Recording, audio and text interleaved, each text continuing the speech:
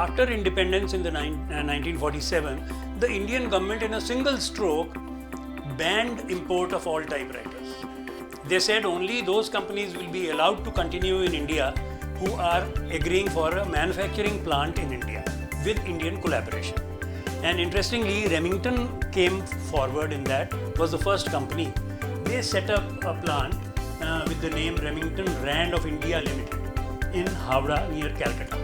Almost simultaneously, that is early 1950s, Pandit Jawaharlal Nehru spoke to Mr. Godrej and asked him to produce an indigenous typewriter, which Mr. Godrej took as a challenge, and he produced the first indigenous typewriter with the brand name Godrej. Godrej also had a technical collaboration with a German brand, Optima.